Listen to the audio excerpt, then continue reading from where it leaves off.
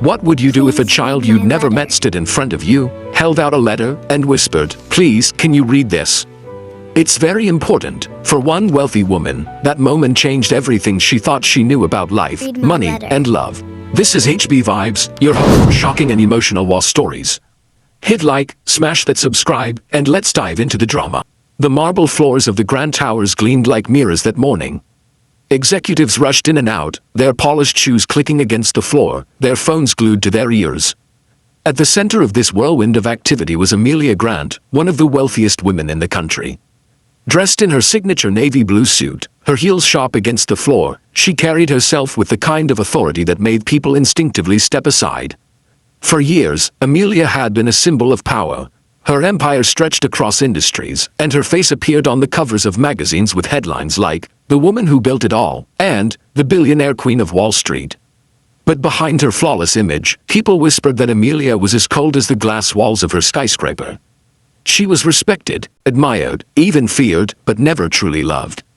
That morning, as she prepared to head into an important meeting, something unusual caught her eye. Standing near the revolving glass doors of the lobby was a small figure.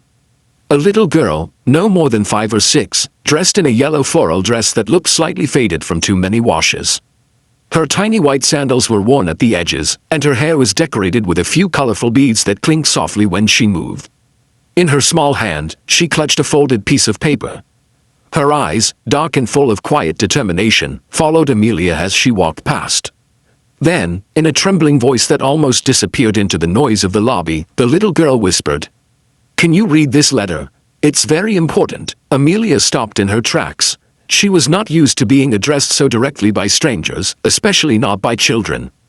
She glanced down at the girl, arching an eyebrow. For a brief second, she considered brushing it off. She had meetings, deadlines, deals worth billions. But then she noticed the way the girl's small hands shook as she held out the letter. For reasons she couldn't explain, Amelia crouched down, bringing herself to the child's level. The girl hesitated for a moment, then slowly handed over the letter. Her fingers lingered on the edge of the paper as if letting it go meant surrendering a part of herself. Amelia, with a strange sense of caution, unfolded it. The handwriting was uneven and shaky, the unmistakable scrawl of a child. But the words, though simple, carried a weight that pierced straight through Amelia's carefully built walls. "Dear lady, my name is Maya. My mommy is sick, and I don't know what to do. I just want her to get better. I can't buy her medicine. Everyone says you are rich and powerful. Please, can you help me? I believe God told me to give you this letter. Please don't be angry. Please don't say no. Love, Maya." Amelia read the letter twice, then a third time. She blinked quickly, trying to keep her composure, but her throat tightened. She looked at Maya again, at the innocence in her eyes, at the way she stood there with both fear and hope battling inside her. For the first time in years, Amelia Grant, the billionaire known for never showing weakness, felt her heart tremble. Amelia had built her life on logic and strength. She had learned long ago that showing emotion was a weakness, one that could be exploited. Her childhood had been privileged, but it was also lonely. She grew up in a mansion filled with silence, raised more by nannies than her own parents, who were too busy chasing wealth to notice her tears. Now, as she looked at Maya, she felt an echo of her younger self, a little girl desperate for someone to notice her pain. Maya tugged at Amelia's sleeve softly. "I waited all day," she said in a small voice. "I hoped you'd see me." Executives and assistants walked past, throwing curious glances, but Amelia waved them away. Against every instinct she had, she took Maya's hand. "Come with me," she said. Minutes later, they were in Amelia's private office high above the city. The room was sleek and polished, with walls of glass overlooking skyscrapers and leather chairs that looked barely used. It was a place of power, intimidating even to adults, yet Maya sat there calmly, swinging her little legs, holding on to the hope that had carried her into this building. Amelia studied her. Finally, she asked, "Why me? Out of everyone, why did you bring this letter to me?" Maya's answer was soft but steady. "Because you don't smile, but I think you're kind inside." Those words cut deeper than any criticism Amelia had ever received. Amelia reread the letter, feeling its weight grow heavier in her hands. She had donated millions to charities before, money that made headlines and boosted her reputation, but she had never faced the raw honesty of a child asking her for help directly. Maya told her about her mother, Elena. a kind woman who worked long hours as a cleaner, even though she was sick. Maya's voice trembled as she described how her mother coughed through the night, how she tried to smile for Maya's sake, how she whispered prayers when she thought Maya was asleep. "She tells me to be strong," Maya said, her eyes glistening, "but I hear her crying when she thinks I can't. I don't want her to cry anymore. I just want her to smile again." Amelia turned away, staring out the floor-to-ceiling windows. The city stretched out below, glittering with wealth and power, yet suddenly it all felt meaningless. What was the point of all her billions if a child had to write letters begging for medicine? Her reflection in the glass looked back at her, a woman who had everything, yet perhaps nothing at all. That evening, Amelia did something that shocked even herself. She didn't call security, she didn't hand the matter off to an assistant.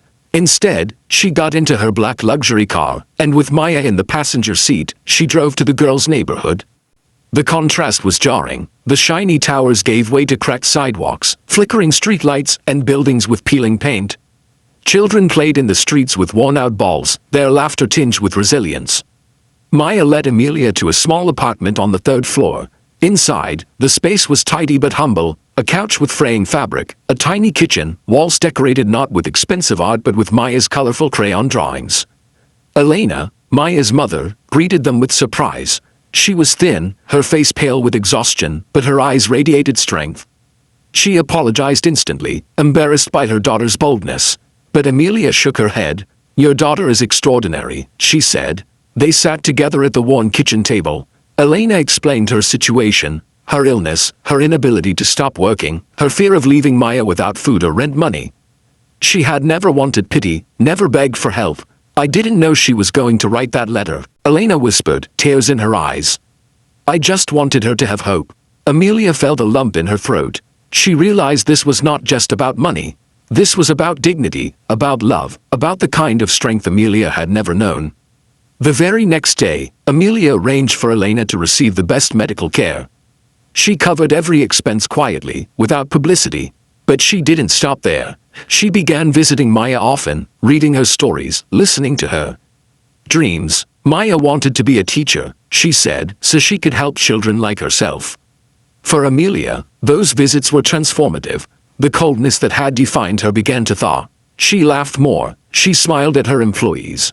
She looked people in the eye instead of brushing past them. Her board of directors noticed the change, and when Amelia launched a new foundation, one dedicated to helping families facing medical and financial struggles, they were stunned. "This isn't just about charity," Amelia told them. "This is about responsibility. Real success isn't measured by profit margins. It's measured by the lives we touch." Her words spread beyond the boardroom. Soon, Amelia was no longer just a billionaire. She was a leader of compassion, a woman who had been changed by a letter written in a child's hand. Months later, Elena regained her health.